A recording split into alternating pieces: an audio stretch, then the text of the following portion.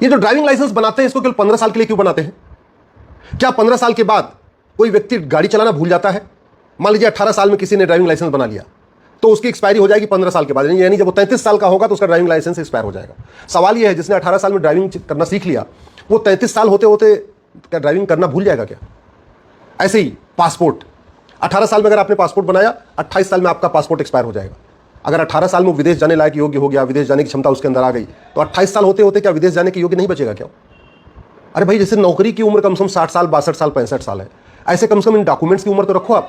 अगर आप कह रहे हैं कि नहीं ड्राइविंग लाइसेंस तो इसलिए हम इसको 15 साल कर रहे हैं क्योंकि आदमी फिजिकल फिट नहीं रहेगा, फिर तो सारी सरकारी नौकरियों में ही 15-15 साल का टेन्योर होना चाहिए। फिर ऐसा क्यों हो रहा है कि 20-21 साल में नौकरी मिलेगी और रिटायरमेंट जाकर होगा 60-62 साल में? अगर 60-62 साल में रिटायरमेंट, 60-62 साल तक सरकार मानती है कि आदमी स्वस्थ रहेगा, वो नौकरी कर सकता है, तो 60-62 साल तक वो विदेश यात्रा भी कर सकता है। फिर उसका पासपोर्ट की भी एक्सपायरी 60 साल या 62 साल या 65 साल होनी चाहिए। फिर तो 60-62 साल तक वो ड्राइविंग गाड़ी भी चला लेगा। फिर तो ड्राइविंग लाइसेंस की एक्सपायरी भी चाहे 18 साल में बने या 20 साल में बने, वो इसका भी 60 या 62 साल होनी चाहिए। करप्शन बाय डिजाइन के और भी कई आपको उदाहरण समझिए आप इसको। सड़क बनाई जाएगी लेकिन बगल में नाली नहीं बनाई जाएगी जिससे कि सड़क पे पानी लगे। सड़क पे पानी लगेगा तो सड़क टूटेगी और जितनी बार सड़क टूटेगी उतनी बार टेंडर उठेगा। इसको कहते हैं करप्शन बाय डिजाइन। 2 लेन की सड़क बनानी है लेकिन पहले 1 लेन की सड़क बनेगी, 1 लेन की सड़क बन जाएगी, एक बार टेंडर हो जाएगा, फिर लोग धरना करेंगे, प्रदर्शन करेंगे, जाम लगेगा, फिर 2 लेन की सड़क बनेगी, फिर दोबारा फिर टेंडर होगा। इसको कहते हैं करप्शन बाय डिजाइन। ये जितने भी डेवलपमेंट अथॉरिटीज हैं, चाहे वो दिल्ली का डेवलपमेंट अथॉरिटी है, जयपुर का जेडीए है, जयपुर डेवलपमेंट अथॉरिटी है, लखनऊ में एलडीए है, लखनऊ डेवलपमेंट अथॉरिटी है, गाजियाबाद में जीडीए है, ये जितनी अथॉरिटीज मकान बनाती हैं, फ्लैट बनाएंगी, चाहे 2 BHK का 3 BHK का, उसमें या तो कमरे की लंबाई ज़्यादा होगी या चौड़ाई ज़्यादा होगी, या तो लंबाई कम होगी या चौड़ाई कम होगी। मतलब ऐसा नक्शा बना देंगे कि आदमी मजबूर हो जाए उसको तोड़ने के लिए, उसको रिनोवेट कराने के लिए। जब रिनोवेट कराएगा स्वाभाविक सी बात है फिर नोटिस आएगी, भाई आपने तो गलत काम कर दिया, आपने तो नक्शे में छेड़छाड़ कर दिया, तो वहां से माल पानी मिलना शुरू हो जाएगा।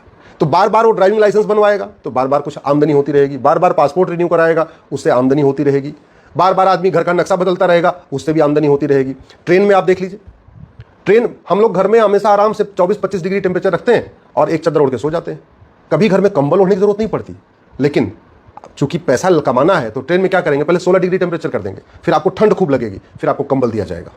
क्यों? क्योंकि चद्दर की कीमत 200 होती है, तो अगर 200 का 20% मान के चलिए तो कमीशन कम हुआ।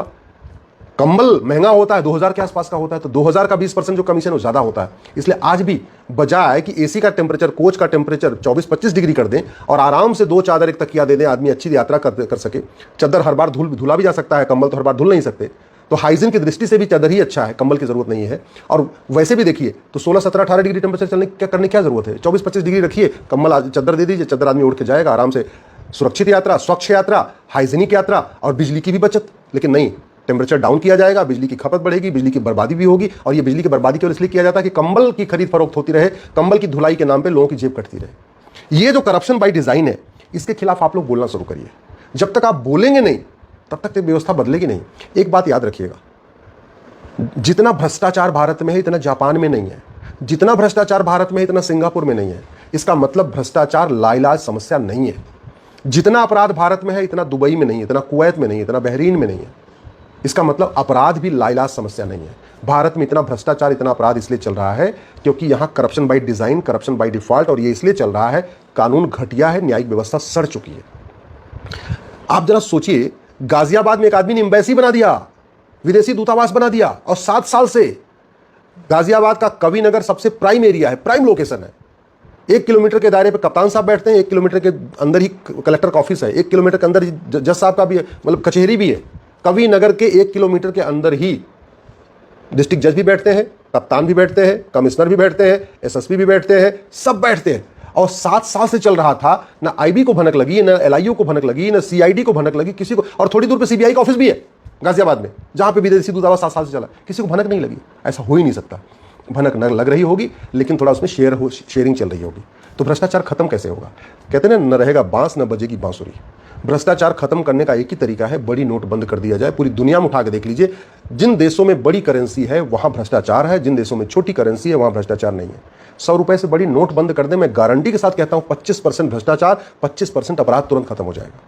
5000 रुपए से महंगे सामान का लेनदेन, कैश लेनदेन बंद कर दें, 25% और, यानी 50% भ्रष्टाचार और 50% अपराध खत्म हो जाएगा। प्रॉपर्टी को आधार से लिंक कर दे, 25% और भ्रष्टाचार अपराध खत्म हो जाएगा, यानी 75% भ्रष्टाचार और अपराध खत्म हो जाएगा। और नार्को पॉलीग्राफ ब्रेन मैपिंग कानून बना दे, भ्रष्टाचार को देशद्रोह घोषित कर दे, भ्रष्टाचार को जघन्य अपराध घोषित कर दे, भ्रष्टाचारियों की 100% प्रॉपर्टी जब्त करने, नागरिकता खत्म करने और 1 साल के अंदर आजीवन कारावास फांसी देने के लिए कानून बना दे, मैं गारंटी के साथ कहता हूं भारत में रामराज्य आ जाएगा, सतयुग आ जाएगा, 100% करप्शन खत्म हो जाएगा और 90% क्राइम भी खत्म हो जाएगा। क्योंकि आदमी खौफ पैदा हो जाएगा। ये जो अखबारों में दुनिया भर की समस्याएं आ रही हैं ना, और केवल भ्रष्टाचार अपराध खत्म नहीं होगा, भ्रष्टाचार खत्म होने से ही 100 रुपए से बड़ी नोट खत्म बंद हुई, 5000 से महंगा सामान का कैश लेन देन बंद हुआ और आय से अधिक संपत्ति जब्त करने और फांसी देने के लिए कानून बना। मैं गारंटी के साथ कहता हूं आतंकवाद भी खत्म होगा, अलगाववाद भी खत्म होगा, जिहाद भी खत्म होगा, मजहबी उन्माद भी खत्म होगा। लफ्ज़ जिहाद की फंडिंग रुक जाएगी तो लफ्ज़ जिहाद रुकेगा, धर्मांतरण की फंडिंग रुक जाएगी, धर्मांतरण रुकेगा, घुसपैठियों की फंडिंग रुक जाएगी, घुसपैठ रुकेगा, जनसंख्या विस्फोट के लिए जो फंडिंग आ रही है बच्चा पैदा करने के लिए वो रुक जाएगी, जनसंख्या विस्फोट भी रुकेगा, लैंड जिहाद भी रुक जाएगा, फर्जी डॉक्यूमेंट बनने बंद हो जाएंगे, थाने दलाली के जो अड्डे बने हुए हैं ये खत्म हो जाएंगे, तहसील जो भ्रष्टाचार का अड्डा बना हुआ ये खत्म हो जाएगा, न फर्जी आधार बनेगा, न फर्जी राशन कार्ड बनेगा, न फर्जी ड्राइविंग, सारा का सारा केवल और केवल 100 रुपए से बड़ी नोट बंद हो जाए, 5000 से महंगे सामान का कैश लेन देन बंद हो जाए, प्रॉपर्टी को आधार से लिंक कर दिया जाए, झूठ को गंभीर अपराध घोषित कर दिया जाए और झूठ पकड़ने के लिए नार्को पॉलीग्राफ ब्रेन मैपिंग कानून बना दिया जाए और जिसके पास आय से अधिक संपत्ति मिले, काला धन मिले, बेनामी संपत्ति मिले, उसको 100% जब्त करके इनको साल भर के अंदर आजीवन कारावास फांसी देना शुरू कर दे। मैं कह रहा हूं सतयुग आ जाएगा, राम राज्य आ जाएगा, सिंगापुर से अच्छा हो जाएगा भारत, जापान से भी अच्छा हो जाएगा भारत, ऑस्ट्रेलिया से भी अच्छा हो जाएगा भारत। लोग पलायन करना छोड़ देंगे और भ्रष्टाचार के साथ साथ अपराध खत्म हो जाएगा, अलगाववाद खत्म होगा, माओवाद खत्म होगा, नक्सलवाद खत्म होगा, लफ्ज़ जिहाद लैंड जिहाद खत्म होगा, धर्मांतरण और घुसपैठ जिहाद खत्म होगा, जनसंख्या जिहाद रुकेगा और भारत सुरक्षित बनेगा। तरीका केवल यही है जो मैं आपको बता रहा हूं। बाकी तू मैं होता रहेगा, आरोप प्रत्यारोप होता रहेगा, नूरा कुश्ती चलेगी, बतौलेबाजी चलेगी, टीवी पे शाम को डिबेट से कुछ नहीं होने वाला।